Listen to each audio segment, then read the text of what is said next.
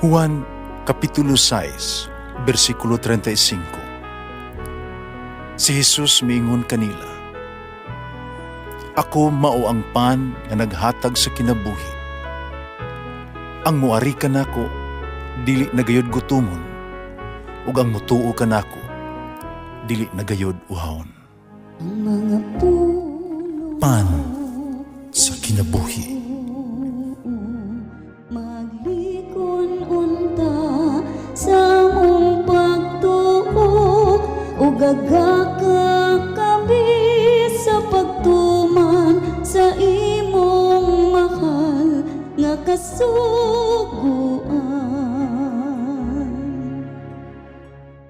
Ginumanaakan ninyo.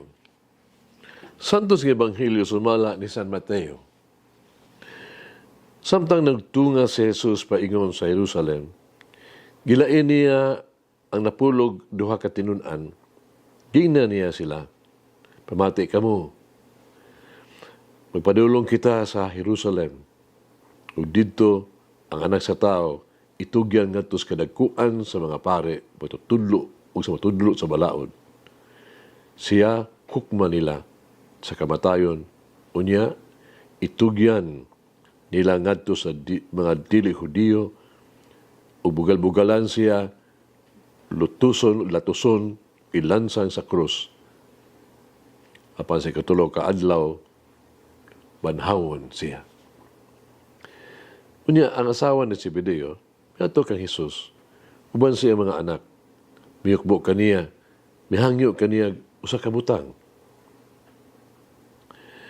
Nangutana si Jesus kaniya, "Usa may imong gusto?" Siya mitubag, "Isaad ka nako, na kining duha ko ka anak, palingkuron mo sa imong tuo ug sa imong wala, kung maghari ka na." Si Jesus mitubag kanila, "Wala ka mamasayod sa inyong gipangayo. Makahimo ba kamo pag inom sa kupa nga sa dili madugay akong imnon?" Sila mitubag, "Oo, makahimo." Si Jesus miingon kanila, "Kamo makainom gayod gikan sa akong kupa, pang wala ako'y katungod sa pagpili kung kinsa ang palingkuron sa akong tuo o sa akong wala. Kining mga dapita alang lamang ni adtong giandaman niini sa akong amahan." Sa pagdungog niini sa napulo katinun-an, nangasuko sila sa duha ka nagsuon. Musa gitawag ni Jesus silang tanan o giingnan, "Sayod kamo nga mga punuan naghari sa mga tao o mga kadagkuan nagmando kanila. Apan dili kini mao ang paagi nga angay ninyong sundon. Kung usa kaninyo buot mahimong dako, kinahanglan mag-alagad siya sa tanan. Kung usa kaninyo buot nga molabaw sa tanan, kinahanglan nga magpaulipon siya ninyo sama sa Anak sa Tao, nga wala mo anhi aron alagaran, kundi aron pag-alagad o paghatag sa iyang ikinabuhi aron pagluwas sa daghang tao." Ang Ebanghelyo sa Ginoo. Pasalamati ang Ginoo kay siya maayo, ang iyang gugma mulungtad hangtod sa kahangturan. Pasalamati ang Diyos sa tanang mga Diyos, ang iyang gugma malungtaron.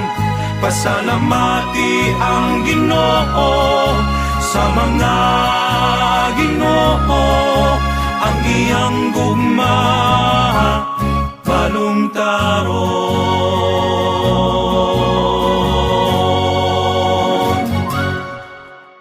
Sa Ebanghelyo karong adlaw, ang inahan ni Santiago ug ni Juan nagpakita siya tinuod nga kolor, batasan. Pinagi ni ana, dibiagis pag espesyal yung hangyo ngadto sa pagtutudlo. Siyempre, may mas grabe pa unta kung ang mga anak mo'y mibuhat sa paghangyo. Nga makita nato sumala sa saysay sa Ebanghelyo ni San Marcos. Dili ikatingala, nagibadlong sa ubang mga apostoles ang duha ka igsuon tungod silang kakulang sa delikadesa. Sutian sila sa ato ang Ginoo. Gusto nimo nga mahimong bantugan? Magpaubsanon ka. Mahimo kang sulugoon sa tanan. Andam kay mupasan sa imong krus. Mag-antos ka. Ubal ka nako, Pupan Jesus. Ilansang ang imong kagalingon sa katapusan. O ang imuhang ganti, unya, dako kayo nga to sa langit. Ang daghang mga tao nga nailalom sa imuhang pagdumala, dili makahimo kanimo nga bantugan tungod kay ikaw, you are in command. Hindi mga tawhana. Nang imuhang gitawag economic excellence, imong achievements ba, mga doctorate o unsa pa diha. No. Ni ang imuhang gitawag influensya, no? Diya sa katilingban, no? Dili kini makapadakong tao kanimo. Ni ang material nimong kabtangan, ni imong natigong, dili makahatag kanimo ug tinuod gyud nga kahalangdon sa mata sa Dios. Para sa usa ka tinuod nga Kristohanon, kini mga butanga di lamang walay kalabutan, kundi mao'y walay hinungdan, kundi mao'y tinubdan sa kadaghanan kaayong itong kasakit, ugway kalipay.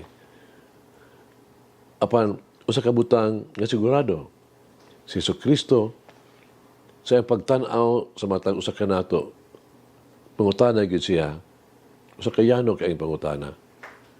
Iyang gipaabot kini, pila man ka tao nga imong natabangan sa imong tibuok nga kinabuhi.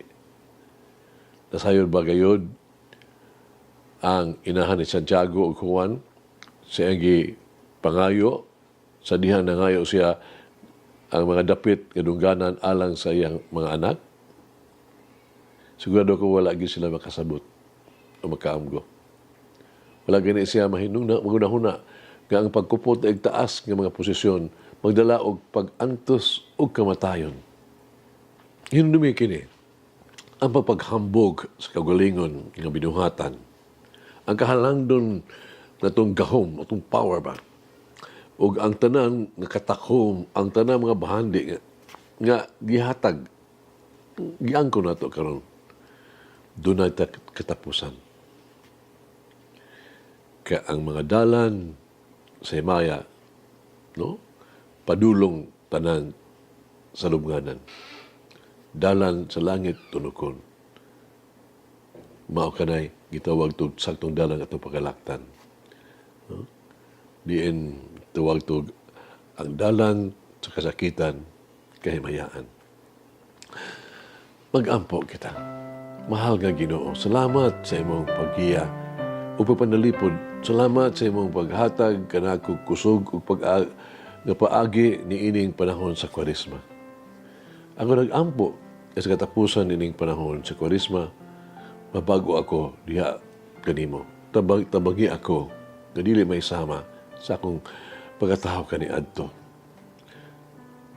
So wala pa magsugod ang panahon sa pagbag-o o ang ako ang hunahuna o ang akong kasing-kasing. Ginoo, tudloy ako sa imo ang mga pamaagi. Tabangi ako nga masabtan ang imong pulong, ang akong kalag nangandoy kanimo, mahal nga Ginoo. Puna ako sa imong espiritu. Ipaduol ako kanimo.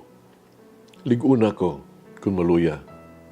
Puna ako og gibati ko nga hawang na kaayo. Baguang ako ang lawas. Natagi ako grasya sa pagbuhat sa tanan akong buluhaton. Amen. Now, Mary, teach me to value others as children of God, created in His image and likeness. Mulangin na ang Diyos magagaw sa tanan, Amahan, Anak, Espiritu Santo. Amen. May the Lord of the divine mercy bless us all, heal us from all diseases and suffering. Ayun unta niya kita, tanang mga sakit na sa lawas, o sa kalag, body and soul.